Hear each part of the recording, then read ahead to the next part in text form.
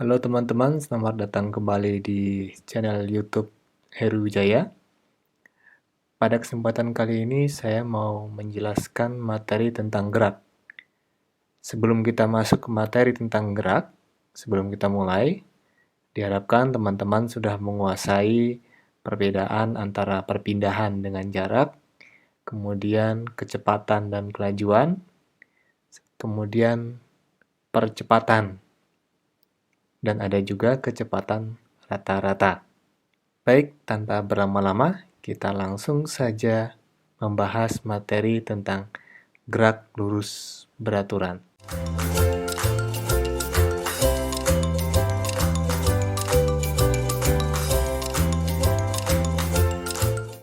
Gerak lurus beraturan adalah gerak pada lintasan lurus dengan kecepatan tetap atau konstan. Ciri-ciri GLB, nah ciri-ciri ini perlu kita pahami supaya kita bisa membedakan mana GLB, mana GLBB.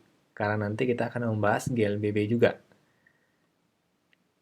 Nah, ciri-ciri yang pertama yaitu kecepatannya konstan sesuai definisinya tadi. Ya, kecepatan tetap. Kalau digambarkan kira-kira seperti ini, ya. Jadi dari detik 0 sampai 5 itu kecepatannya 2 terus, ya. Tidak ada perubahan. Kemudian ciri-ciri yang kedua, tidak memiliki percepatan. Nah, seperti kita ketahui bahwa percepatan itu adalah perubahan kecepatan per satuan waktu. Perubahan kecepatan. Nah, karena di sini tidak ada perubahan kecepatan, di sini 2. Nah, maka di sini berarti A-nya sama dengan 0, ya. Karena tidak ada perubahan kecepatan. A-nya sama dengan 0. Rumusnya, nah rumusnya ada 2 nih. Ya. Ada S sama dengan V kali T, ada XT sama dengan X0 ditambah V kali T. Ya.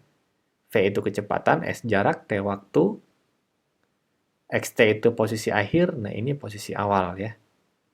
Posisi awal.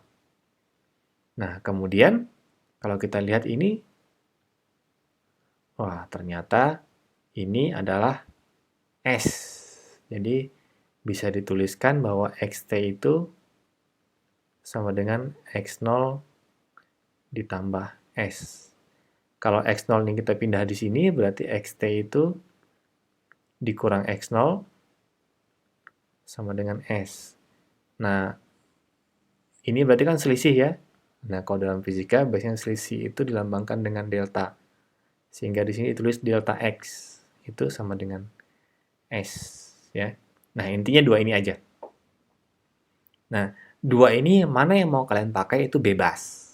Mau yang atas, mau yang bawah, terserah. Yang penting kalian tahu bedanya posisi, bedanya antara perpindahan dengan jarak. Ya. Nah, hanya nanti di SMA itu akan ketemu yang ini, akan menggunakan yang ini ya. Tapi intinya sama aja. Sama atas sama aja. Yang penting bisa membedakan jarak dan perpindahan. Nah, kemudian grafik. Grafik VT, kalau kita lihat dari atas ya, ini kan 2 terus, maka berarti dia akan datar nih, di 2 nih. Ya, seperti itu ya. Akan datar di 2 sampai detik ke-5. Nah, data ini hanya untuk membantu aja ya. Jadi intinya untuk grafik VT itu dia adalah datar pada GLB. Nah, sedangkan untuk grafik ST-nya, kalau kita lihat dari sini ya, pakai rumus yang ini, 0 kali 2 itu 0, ini 0 meter, 1 kali 2 itu 2 meter, 2 kali 2 4 meter, 3 kali 2 6 meter, 4 kali 2 8 meter, 5 kali 2 10 meter. Nah, kalau kita gambarkan berarti 2, 1, ini 0 ya, 0, 2, 1, 4, 2, 6, 3, 8, 4, 10, 5. Nah, sehingga kalau ditarik garisnya seperti ini. Nah, ini untuk grafik jarak dan perpindahan atau XT ya. Atau XT. Ya. Cenderung miring Bedanya apa? Bedanya nanti kalau jarak itu grafiknya akan selalu berada di area sini. Selalu berada di area sini karena selalu bernilai positif, ya. Jarak kan tidak dipengaruhi oleh arah. Nah, sedangkan si perpindahan X ini dia ada acuannya. Jadi untuk grafik X ini suatu saat dia bisa negatif. Tapi untuk bentuk grafiknya cenderung miring kayak gini. Tapi posisinya bisa ada di atas, bisa ada di bawah. Nah, ini untuk ciri-ciri GLB yang harus kita pahami supaya nanti saat menemukan soal yang bergabung dengan GLBB, kita bisa membedakan mana GLB dan mana GLBB. Oke, sekarang kita lanjutkan ke contoh soal. Contoh soal yang pertama. Nah, ini di bawah ini ada peringatan ya. Ada pemberitahuan. Kalau kalian mau mencoba, begitu kalian melihat soal ini, bisa langsung kalian pause. Kemudian kalian coba kerjakan duluan. Nanti kalau sudah selesai, kalian bisa play kembali videonya, kemudian bandingkan hasilnya dengan ada di video ini. Seorang anak berada 4 meter di depan ibunya. Kemudian anak itu berlari ke belakang ibunya dengan kecepatan 2 meter per second selama 5 detik. Di manakah posisi anak tersebut sekarang dan berapa jarak yang ia tempuh? Nah, kalau digambarkan kira-kira seperti ini. Jadi di sini ibunya, di sini anaknya. Kemudian anaknya berlari ke arah belakang ibunya, berarti dia akan berlari ke sini. Sehingga kira-kira seperti ini. Karena yang di sini ada ditanya posisi dengan jarak, ini berarti kita harus mencari perpindahan dan jaraknya berapa. Nah, kita akan pakai rumus yang pertama duluan, ya. XT sama dengan X0 tambah V kali T. Ingat ya? Nanti ada juga S sama dengan V kali T. Kita bandingkan. Hasilnya sama aja. Yang penting bisa membedakan mana jarak, mana perpindahan. Nah, di sini berarti yang 2 ini adalah V ya. Ini adalah V. Yang 5 ini adalah T, waktu. Nah, karena kita pakai rumus yang ini, XT sama dengan X0 tambah V kali T, kita harus menentukan acuannya dulu. Acuannya mau yang mana? Ya. Mau yang sini? Boleh, silakan, nggak apa-apa. Mau yang di sini, mau yang di sini, boleh. Nah, acuan itu apa? Acuan itu adalah posisi nolnya. Ya. Misalnya di sini yang saya ambil adalah posisi ibunya. Oh, di sini pasti dari posisi ibunya ya, karena di sini sudah jelaskan seorang anak berada 4 meter di depan ibunya. Berarti yang menjadi acuan adalah ibunya. Berarti di sini 0 meternya. Nah, di sini 0 meternya. Di sini si anaknya 4 meter. Nah, berarti ini X0-nya. 4 meter ini adalah X0-nya. Nah, sekarang kita coba cari XT sama dengan X0 ditambah V dikali T. Nah, X0-nya ini 4, karena dia berada di kanan ya. Kan ini acuannya dari itu ya, sumbu kartesius, gini ya. Nah, ini sumbu X, ini Y. Berarti kalau di kanan dia positif. Ini kan 0 di sini. Di kanan dia positif. Ini 4. Ya. X0-nya 4. Ditambah, nah, V-nya ini karena dia larinya ke kiri, maka dia jadi negatif. Dikali T, T-nya 5 detik tadi. Nah, maka hasilnya adalah 4 min 10, jadi posisi terakhirnya adalah min 6 meter. Min ini artinya dia di belakang ibunya. Ya.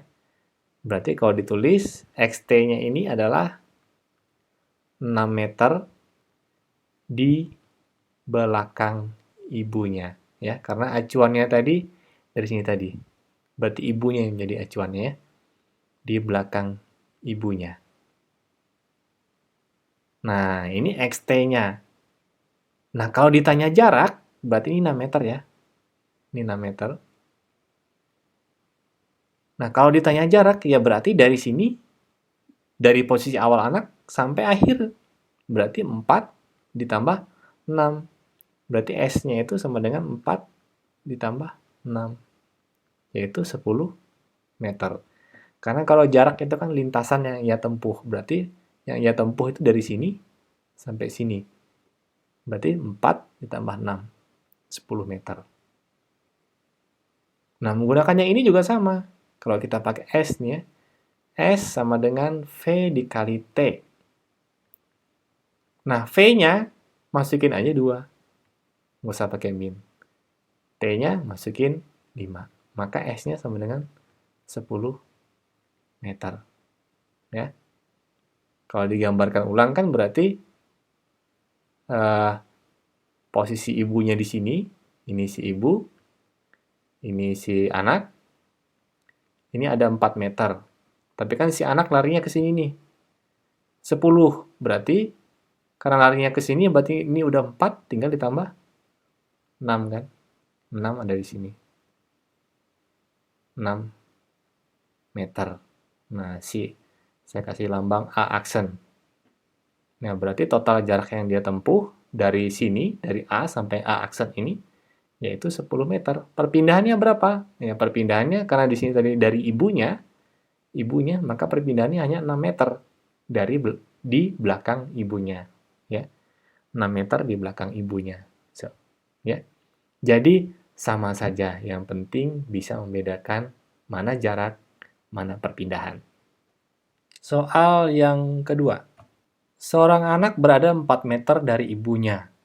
Kemudian anak itu berlari meninggalkan ibunya dengan kecepatan 2 meter per second selama 5 detik. Di manakah posisi anak tersebut sekarang dan berapa jarak yang ia tempuh? Nah, ini soalnya sama kayak tadi ya, hanya arah larinya berbeda. Posisi ibunya ada di sini, ya, berarti di sini ibunya yang menjadi acuan, berarti 0 meter itu ada di sini.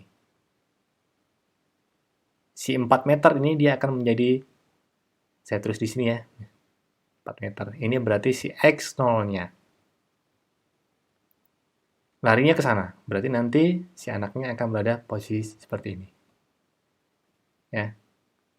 Larinya ke sana. Nah, di manakah posisi anak tersebut? Posisinya ini berarti dari ibunya ya. Karena di sini dijelaskan dari ibunya, berarti posisi dari ibunya. Kemudian berapa jarak yang ia tempuh. Nah, berarti yang ini X0 4 meter, yang ini adalah V, yang ini adalah T. Nah, sehingga kalau kita pakai yang XT sama dengan X0 ditambah V kali T, berarti X0-nya ini 4, ada di kanan titik acuan ya, ditambah V-nya larinya ke sana, berarti positif larinya ke kanan. 2 dikali T-nya 5. 2 kali 5, 10, tambah 4, berarti 14 meter. Nah, 14 meter itu dari sini, dari 0 ini. 14 meter itu dari 0 ini. Berarti di sini adalah 10 meter. Ya. Ingat ya, 14 meter ini dari sini, dari 0 ini. Bukan dari sini. Nah, berarti dia posisinya sekarang 14 meter dari ibunya. 14 meter. Sedangkan jaraknya, ya berarti hanya 10 meter kan? Hanya dari sini sampai sini. Ya, lintasan yang ia tempuh kan hanya dari sini sampai sini. Berarti S-nya ini hanya 10 meter. Cek, cek. Ya. Dengan cara yang S sama dengan V kali T juga sama. S V kali T kan kita akan ketemu 10 ini. 10 ini berarti dari sini sampai sini.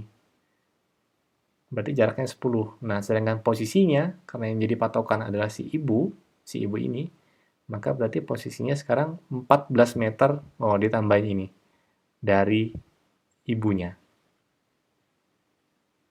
Nah, 14 meter dari ibunya. Sekarang lanjut ke soal yang ketiga. Seorang anak berlari 10 detik selama 10 detik dengan kecepatan 1,5 meter per second. Berapa perpindahan dan jarak yang ditempuh anak tersebut? Berarti ini V-nya ya. V V-nya 1,5 meter per second, ini V-nya, ini T-nya, ya, ini adalah T-nya. Dia berlari, nggak ada apa namanya, nggak ada berlari ke kiri, nggak ada berlari ke kanan, ya kita buat saja ya. Kita buat tentukan sendiri saja. Larinya ke sana. Ini ada panahnya sih, berarti larinya ke sana.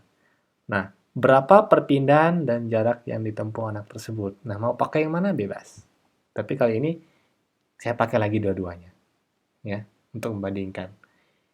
Berarti ini karena tidak ada acuan apa-apa, maka kita anggap posisi awal anak ini adalah 0 meter. Nah, berarti ini sebagai X0. Ya. Nggak ada acuan, kalau tadi kan ada acuannya, 4 meter dari ibunya. Ini nggak ada.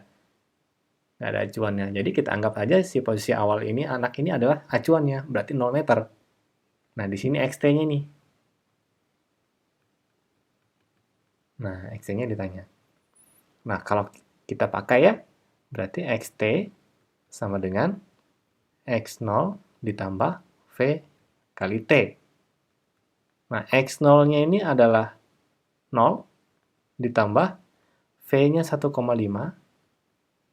dikali T-nya 10 detik. 1,5 kali 10, 15 tambah 0, 15 ya. Berarti di sini 15 meter. Maka XT-nya ini dia adalah 15 meter. 15 meter. Nah, seperti itu. Jaraknya berapa? Nah, jaraknya ya pasti juga sama 15 meter. Karena X0-nya ini 0. X0-nya ini 0. Maka berarti jaraknya juga sama. Kalau kita hitung ya, ini ya.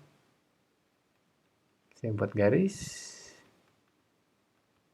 Nah, berarti jarak yang ia tempuh dari sini sampai ke sini juga sama, 15 meter. Ya, berarti S-nya sama dengan 15 meter. Nah, lihat ya. Suatu saat si X perpindahan dengan jarak itu sama. Perpindahan dengan jarak itu sama. Kalau tadi kan beda, karena acuannya ada acuan ibunya. Ya. Nah, kalau ini acuannya adalah tempat itu sendiri, si anak itu sendiri. Nah, ketika acuannya anak itu sendiri, ya, benda itu sendiri, maka pasti perpindahan sama jarak itu besarnya sama. Nah, sekarang kita ke soal yang keempat. Sebuah sepeda motor bergerak dengan kecepatan 40 km per jam selama 3 menit, 80 km per jam selama 15 menit, dan 72 km per jam selama 5 menit. Berapa kecepatan rata-rata motor tersebut? Nah, kali ini yang ditanya adalah kecepatan rata-rata. Ya, kecepatan rata-rata. Nah, jangan salah ya. Jangan karena ditanya kecepatan rata-rata, maka jadi 40 ditambah 80 ditambah 72, kemudian dibagi waktu totalnya. Ya, dibagi 3 menit, tambah 15 menit, tambah 5 menit. Enggak. Kecepatan rata-rata, V rata-rata itu adalah jarak total, ya, S total, dibagi T total. Nah, jarak total ya, maka dari soal ini kita harus cari jaraknya masing-masing. Ya, kita harus cari jaraknya masing-masing. Nah, untuk yang pertama misalnya ya, kita tulis misalnya S1. Kita pakai rumus yang ini ya. S sama dengan V kali T. Untuk yang pertama, S1 misalnya, berarti V-nya ini yang V1 ya. Ini T1, ini V2, ini T2, dan ini V3, yang ini T3. Nah, V1 kali T1. V1-nya itu 40. Tapi di sini kilometer per jam ya, 40 km per jam. Maka berarti 3 menitnya ini kita harus ganti jam juga. Ya. 3 menit ini berarti sama dengan 3/60. 3/60 berarti 1/20 jam. Nah, 1/20 jam. Berarti T1-nya 1/20 jam. Maka hasilnya di sini adalah 2 kilometer. Nah, kemudian S2-nya V2 dikali T2. V2-nya itu 80 km per jam. 80 km per jam. Sama ya, 15 menit ini kita ganti juga menjadi jam. Berarti 15/60. Maka menjadi 1/4 jam. Nah, di sini T2-nya 1/4 jam. Maka hasilnya adalah 80 bagi 4, 20 km. Kemudian S3-nya V-nya itu 72 km per jam. 72 km per jam. Dikali T-nya 5 menit. T-nya 5 menit. Ya. 5 menit berarti 5/60 kan ya. 5/60 berarti 1/12 jam. Nah, ini dikali 1/12. 6 km. Nah, kalau kita jumlahkan totalnya adalah 2 tambah 20 tambah 6. Berarti 28 km. 28 km. Nah, sekarang waktu totalnya. Waktu totalnya berarti, ini S total ya. Ini S total. Sama dengan sekian. Sedangkan T totalnya itu sama dengan 3 menit. 3 menit ditambah 15 menit ditambah 5 menit. Berarti 23 menit. Nah, 23 menit itu berarti sama dengan 23/60 jam. 23/60 jam. Nah, berarti V rata-ratanya baru kita cari sekarang. Berarti V rata-ratanya itu sama dengan S total dibagi T total. 28 km dibagi 23/60 atau menjadi V rata-rata sama dengan 28 dikali 60 dibagi 23. 28 kali 60 itu 1680 dibagi 23 sama dengan 73,04 km. Nah, ini kecepatan kilometer per jam. Nah, ini untuk kecepatan rata-rata. Jadi kecepatan rata-rata itu jarak total dibagi T total. Ya, bukan kecepatannya itu dijumlah-jumlahkan, terus dibagi waktu totalnya, atau misalnya karena ini ada 3 ya, 80 sama 72, berarti rata-ratanya maka ini dijumlahkan kemudian dibagi 3. Enggak seperti itu. Tapi jarak total dibagi T total, waktu total. Nah, sekarang soal yang kelima. Sebuah sepeda motor bergerak dengan kecepatan 40 km per jam selama 3 menit. 80 km per jam selama 15 menit. Berhenti selama 2 menit, kemudian melanjutkan perjalanannya dengan kecepatan 72 km per jam selama 5 menit. Berapa kecepatan rata-rata motor tersebut? Nah, ini soalnya sama dengan tadi, tapi ditambah berhenti selama 2 menit. Nah, cara menghitungnya sama.